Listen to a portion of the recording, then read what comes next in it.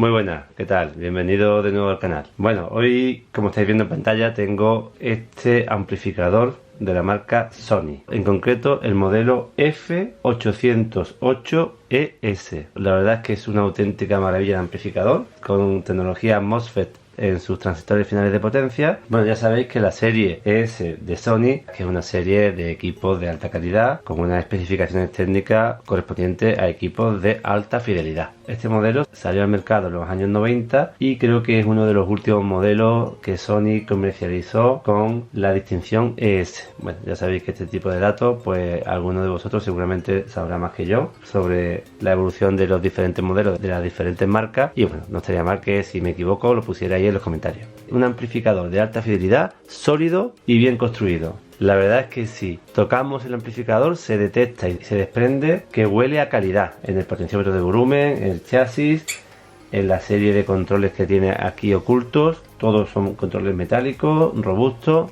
huele a calidad. Cuenta con mando a distancia y no sé por qué motivo este amplificador pues quedó fuera del radar audiófilo en la época de los años 90. Para mí es un amplificador, digamos, audiófilo. Prácticamente toda la parte amplificadora está diseñada con transistores MOSFET. Implementa pues lo que Sony para aquella época implementaba en sus amplificadores de alta gama. El Spontaneous Twin Drive, que veremos ahora a lo largo del vídeo qué significa, y el chasis Gibraltar. La verdad es que es un amplificador con una pinta, pues como podéis ver, espectacular. Bajo este panel basculante se encuentran los diferentes controles. Vamos a comentar la parte trasera del amplificador, vamos a también a quitar la parte superior, vamos a comentar los diferentes circuitos internos que conforman este estupendo amplificador de Sony. Bueno, ahí tenéis los conectores de entrada y salida del amplificador.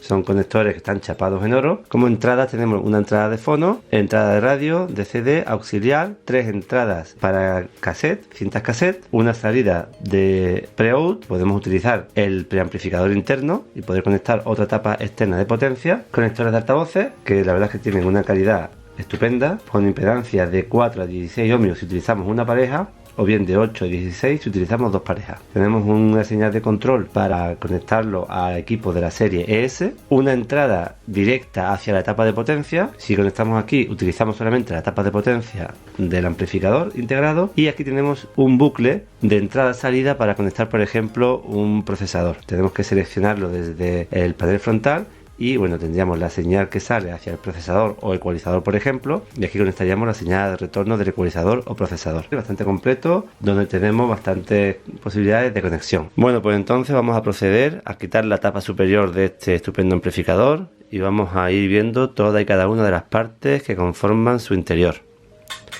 Venga, vamos allá. Bien, en pantalla estamos viendo el manual del servicio técnico del amplificador. Vamos a ver qué nos ofrece el fabricante con respecto a las especificaciones del equipo, que es capaz de entregar una potencia RMS de 170 vatios más 170 vatios. O bien, si lo hacemos bajo el procedimiento alemán DIN, 200 más 200 vatios. Sobre 8 ohmios, 120 más 120, o bien 135 más 135. La distorsión armónica total que tiene el amplificador, desde 10 Hz a 100 kHz y a 40 vatios de potencia, con una carga de 8 ohmios, está en 0,05%. Una tasa de distorsión bastante baja. Los niveles de distorsión por intermodulación para estas frecuencias son muy bajos. El damping factor lo tenemos en 100, un ruido residual por debajo de 110 microvoltios y bueno, y ahí la respuesta en frecuencia de las diferentes entradas. Bueno, aquí tenemos el diagrama de bloque del equipo, entrada de fono, que evidentemente cuenta con su ecualización correspondiente, y bueno, y ya entra a todo lo que es la selección de fuente de señal. Junto con el resto de señales seleccionamos la correspondiente, la aplicamos al control de balance, al control de volumen y directamente ya al amplificador, donde tenemos dos etapas, la etapa en clase A y la etapa en clase AB. Estas dos etapas están alimentadas por tensiones diferentes. Esto Sony lo llamó sistema STD. Bien, a la salida del amplificador de potencia, evidentemente tenemos nuestra realimentación negativa y contamos con los relés de protección que están gobernados por el circuito de protección. Vemos que la salida de auriculares pues se toma directamente de la salida de altavoces. Tenemos la fuente de alimentación y bueno, la parte digital que controla tanto la selección de entrada como el volumen a través de dos motores y gestiona la información recibida por el mando de distancia. Vamos a continuar con el vídeo y vamos a seguir disfrutando de este maravilloso amplificador.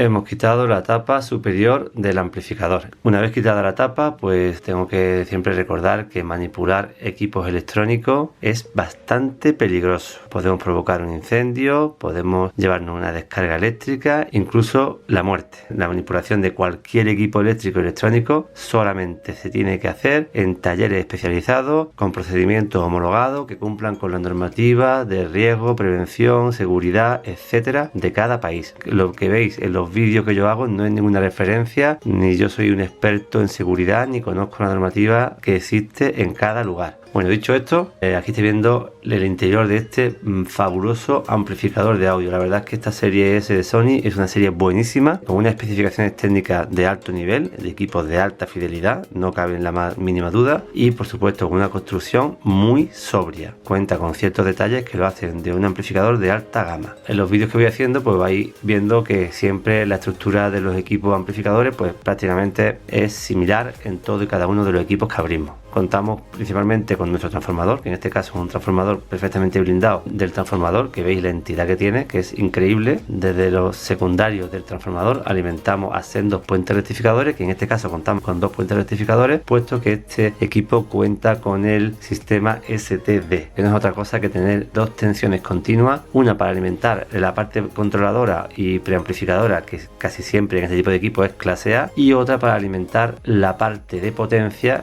que casi siempre es clase AB. En este caso es clase AB con transistores MOSFET que están adosados a este radiador, que mira el canto que lleva de grosor del aluminio, bastante masivo. Lo que estaba comentando es que tenemos 2 tensiones continuas diferentes. Cuando el amplificador está desarrollando potencias altas en la carga, esa potencia es suministrada desde la fuente de alimentación, evidentemente por medio de los transistores finales de potencia hacia la carga. Bueno, pues la tensión en la fuente de alimentación tiende a caer, puesto que se entrega bastante corriente, y bueno, puede haber perturbaciones en la tensión de alimentación principal del equipo. Sony en este equipo lo que hace es monta una fuente de alimentación independiente para la parte controladora, para que esas variaciones de tensión que hay en la tapa final de potencia no influyan en la tapa controladora, que como ya he dicho casi siempre es clase A. Y efectivamente, pues aquí contamos con otros 2 condensadores de alimentación principales. Este sistema es una de las características que Sony recalca en este equipo, y de hecho lo tiene serigrafiado en su frontal. Aquí se ve que pone Spontaneous Twin Drive. Bueno, es STD. Bueno, pues ya sabéis lo que es el STD. Bien, una vez ya que hemos comentado la fuente de alimentación, que está compuesta por el transformador, los puentes rectificadores y los condensadores de alimentación, y aparte de algún componente más para obtener tensiones secundarias para diferentes partes del circuito, bueno, pues tenemos evidentemente, esta es la placa de potencia. En esta placa, en la placa inferior, tenemos soldados los transistores finales de potencia, que lo vamos a ver ahora por detrás. Vamos a ver en las especificaciones técnicas cuál es la potencia que desarrolla. Creo que son 120 vatios por canal a 8 ohmios. La verdad es que el peso que tiene es un peso considerable, y bueno, ya digo también, como he dicho en otros vídeos, que los condensadores están más que dimensionados. No porque yo cambie estos condensadores por otros de más capacidad voy a obtener mayor potencia, mayor desarrollo de graves más profundos, todas estas cosas que se leen sobre el cambio de los condensadores. En equipos de alta gama, como por ejemplo este, cambiar condensadores de una capacidad por otra no va a suponer ninguna mejora en las especificaciones acústicas y eléctricas del amplificador. Como detalle, pues nada, como siempre digo, un equipo de alta gama, muy bien construido, muy bien diseñado, con unas especificaciones estupendas, pues un cable de alimentación normal y corriente para alimentarlo, con una sección, creo que son 2 por 1,5, más que suficiente. Y con un cable normal de red vas a tener el mismo funcionamiento específico del equipo que con un cable audiófilo de red. Cada vez que tengo un poco de tiempo busco por internet y no encuentro ningún fabricante, ningún sitio donde realmente te den una ciencia, te expliquen de forma científica que un cable pues de red de 1 metro, 1,5 metros, pues va a mejorar el funcionamiento del equipo. No lo encuentro por internet. Si alguien sabe de algún sitio donde explique por qué un cable de red de 1,5 metros mejora las especificaciones de una tapa de potencia, pues por favor que me lo ponga en los comentarios, que yo la visitaré y la leeré atentamente. Bueno, en este equipo las actuaciones que voy a hacer va a ser, bueno, pues darle un mantenimiento general al equipo. Voy a comprobar todos los condensadores, voy a limpiar todas las partes mecánicas, voy a ajustar las vías, voy a comprobar los diferentes puntos de test que nos indica el fabricante en su manual de servicio técnico, si los voltajes son correctos, y bueno, darle una puesta a punto para que pueda el equipo funcionar y desarrollar las especificaciones para lo cual fueron diseñadas. Os quiero enseñar también que este equipo monta lo que Sony llamó chasis Gibraltar, que no es más que una base sólida, que es una mezcla de carbonato de calcio y resina de poliéster, que hacen que se consiga un chasis muy rígido y tiene unas propiedades estupendas para evitar resonancia, para evitar vibraciones. La verdad es que es un chasis perfectamente válido para amplificadores de audio de alta gama. El F808S es un grandísimo amplificador audiófilo. Vamos a ver un poco más de cerca algunas partes de este equipo. Mirad, he quitado el transformador. Ahí estáis viendo el transformador, que la verdad es que es una auténtica mole. Pesa una auténtica barbaridad. No es un transformador toroidal, pero es un transformador de muy alta calidad que monta Sony en este equipo. Y ahí estáis viendo el chasis que yo os comentaba que Sony llama como Gibraltar. La verdad es que no sé el motivo por el cual lo llama Gibraltar, que es del material que hemos comentado antes, y donde vemos que inclusive el transformador apoya en unas bases de goma, todo perfectamente estudiado para evitar cualquier tipo de propagación de resonancias mecánicas que pudiera influir en el funcionamiento del equipo, o que incluso el equipo pueda transmitir a otros equipos exteriores. Me gusta muchísimo el chasis de este amplificador Sony de la serie ES. Vamos a verlo un poco más de cerca. Aquí se ve de más cerca la estructura reticular que tiene el chasis tipo Gibraltar. Esta estructura reticular ofrece excelentes propiedades para la amortiguación de cualquier tipo de resonancia, ya sea interna que produzca el equipo o externa. Gran solución de Sony para una estructura rígida antirresonante. En pantalla estáis viendo la placa electrónica de preamplificación y ecualización para la señal de fono, los detalles que Sony implementó en este magnífico amplificador. En primer lugar, podemos dividir la etapa en varias partes, Una primera parte donde tenemos este conmutador que selecciona diferentes impedancias para los dos tipos de cápsulas fonocaptora que podemos conectar al amplificador, MM y MC. Debajo de esta goma tenemos una correa metálica que conecta de forma solidaria al conmutador de selección de cabeza fonocaptora, configurando el equipo para la correspondiente impedancia de la cápsula que conectemos. Bien, tenemos una segunda parte bien diferenciada, todo lo que es el bloque de alimentación, que podemos dividirlo en dos partes. Hasta estos condensadores tenemos una fuente de alimentación completamente estabilizada y perfectamente regulada y filtrada para alimentar todo el bloque de ecualización y preamplificación de fondo, compuesta por estos transistores de potencia, todos los transistores que veis por ahí, estos componentes, dos diodos Zener y estos condensadores de filtrado, de tal forma que alimentamos a todo este bloque de alimentación desde la tensión secundaria principal del equipo y conseguimos a la salida de estos condensadores una tensión estabilizada, regulada y filtrada para alimentar sin ningún tipo de perturbación a la parte preamplificadora de fondo. Una segunda parte de la fuente de alimentación la forman la fuente de corriente constante para alimentar al par diferencial que tenemos por aquí, formada por estos tres transistores. Estos tres para un canal y estos tres de aquí para el otro canal, y haciendo que la corriente que circule por las dos ramas del par diferencial sea lo más constante posible. Justamente a la salida del par diferencial hacemos la amplificación y ecualización con unos preamplificadores, el NJM2068S, un amplificador dual de alto rendimiento y de muy bajo ruido. La verdad, con una tasa de distorsión muy baja. Quizás no sea el mejor que había por aquella época, pero es un amplificador de alto rendimiento y, como ya digo, con una tasa de distorsiones muy bajas. Quiero que veáis también, por ejemplo, estos condensadores con este color azul son condensadores de alta precisión con tolerancias máximas del 2%. Son condensadores de película, la verdad es que muy buenos condensadores, al igual que todos los condensadores electrolíticos que monta. Que son de la marca Nichicon, de la serie Muse, de marca Elna, Duorex. La verdad es que son condensadores de primera marca, le dan al equipo su corte audiófilo. La verdad es que un buen diseño de placa preamplificadora de fono con componentes de muy buena calidad. En esta placa lo que voy a hacer es comprobar el estado de todos los condensadores electrolíticos, así como los condensadores por los cuales pase la señal y sean clave. Y también voy a desmontar este selector de cápsula fonocaptora y limpiar todos sus contactos. En el mismo plano que ocupa la placa que estáis viendo y justamente debajo tenemos la etapa controladora en clase A de la etapa final de potencia. A continuación de la placa de fondo que hemos estado viendo tenemos esta placa electrónica, que he quitado los tornillos y los conectores, y quiero que la veáis, que es un sistema que he visto poco en amplificadores de audio. Es un sistema motorizado de selección de la fuente de entrada. Todas estas conexiones que veis por aquí hacen contacto justamente en este conector, que es donde confluyen todas las señales de entrada del equipo, de las diferentes fuentes que podemos conectar al equipo.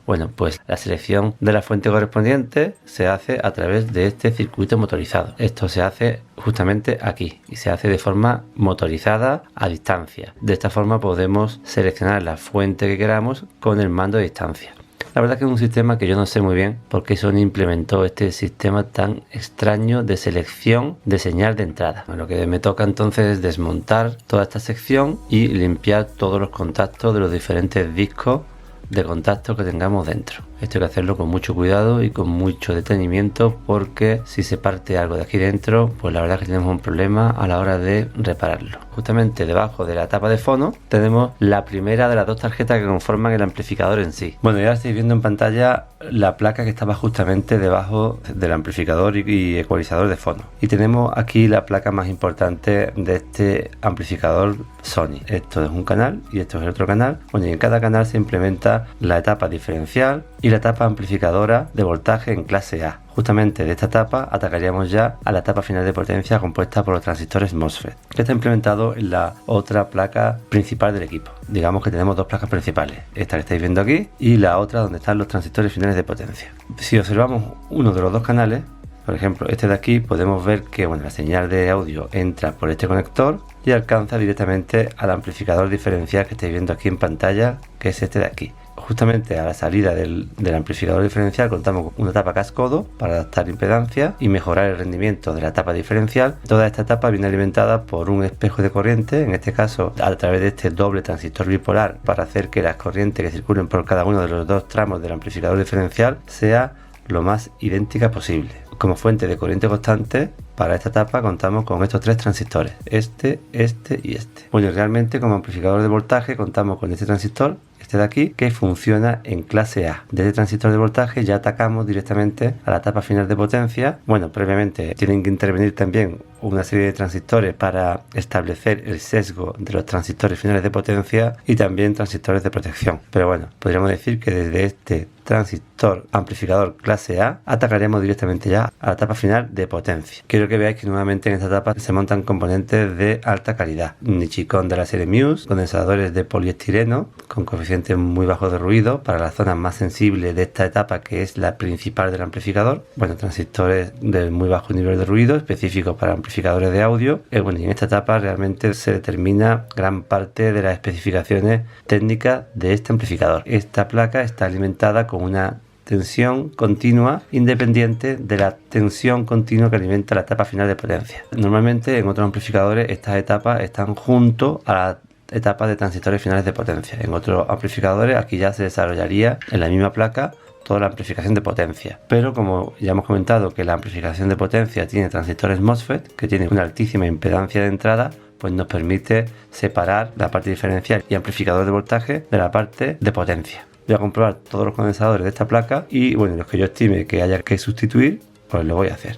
En la parte trasera del equipo, en la parte de abajo, quitamos esta chapa y podemos acceder a la placa principal de potencia. En estos tornillos que estáis viendo están atornillados los condensadores principales de alimentación del equipo. Bueno, podemos ver que efectivamente tenemos 4 transistores de potencia, un canal y el otro canal. Si vemos un canal, vemos que efectivamente tenemos 4 transistores de potencia, MOSFET, entregan la potencia directamente a la carga. Tenemos los transistores controladores de los transistores de potencia y el transistor de compensación de temperatura para mantener el sesgo del equipo estable. Bueno, pues a través de este cable hacemos la conexión de la señal de audio que sale del amplificador de voltaje a la etapa de potencia. Podemos observar que el hecho de montar esta configuración pues también facilita a que la caída de tensión que ocurre en las pistas por donde circula la corriente que va desde la fuente de alimentación a los drenadores de los transistores MOSFET pues sea la mínima. Un buen criterio de diseño: colocar los MOSFET lo más cerca posible de los condensadores de la fuente de alimentación.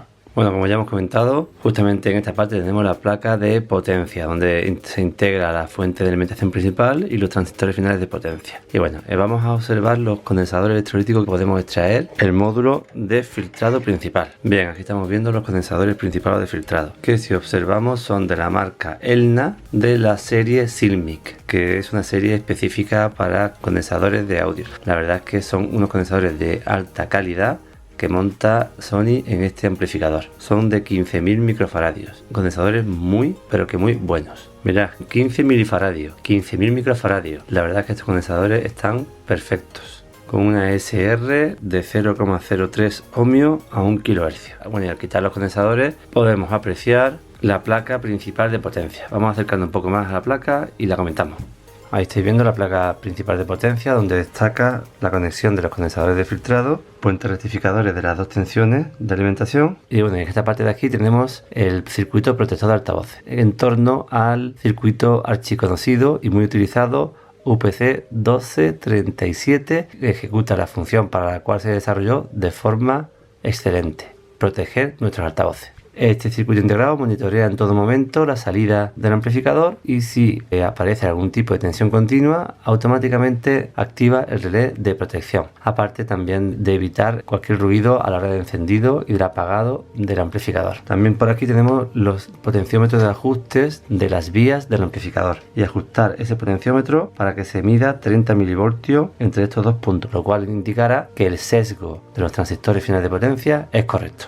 Bueno, en el panel frontal contamos con la placa de control, como podéis ver por aquí. Todo gira en torno a este microcontrolador de Sony, el cual gestiona el funcionamiento, digamos, lógico del equipo. Controla los dos motores que tenemos en el equipo, así como los diferentes relés. Gestiona la información del mando de distancia. Recordad que este equipo cuenta con mando de distancia y bueno, se apoya en otros circuitos integrados. Por aquí también se ven los circuitos controladores de los dos motores. En la parte justamente de abajo tenemos la placa de control de tono, donde se integra un control de tono pasivo, y esta placa de aquí es la placa que alberga el conmutador de pareja de altavoces. A finales de los 80 y principios ya de los 90 pues comenzaron los controles digitales para gestionar el funcionamiento del equipo a través, por ejemplo, del mando de distancia.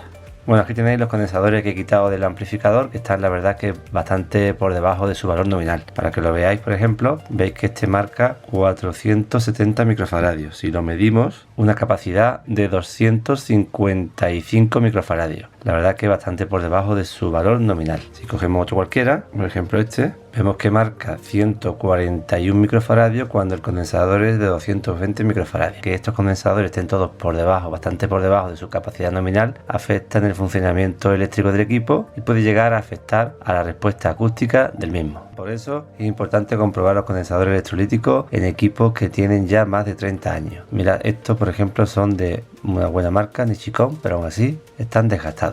Pues ahora lo que toca es ajustar las vías. He cambiado todos los componentes que creía conveniente, he reparado la avería que traía y bueno, pues ahora ajusto las vías al voltaje que me indica el fabricante, 30 milivoltios, y bueno, pues he colocado los voltímetros y ahí tenéis los 30 milivoltios en cada canal. Ya lleva encendido unos 10 minutos y se ha estabilizado en torno a los 30 milivoltios. Bueno, también estoy comprobando la temperatura de la aleta de refrigeración, que tenemos 42 grados. Lleva ya como 15 minutos encendido. Ponerlo a funcionar, primero con una carga ficticia y después ya pues aplicarle los altavoces y tenerlo un tiempo funcionando. Bueno, espero que os haya gustado el vídeo. Si es así, dale manita arriba, suscribiros al canal, compartirlo en vuestras redes sociales y nada, pues seguiremos con esta pasión que tenemos del mundo del audio. Muchas gracias por ver el vídeo y nos escuchamos en el siguiente.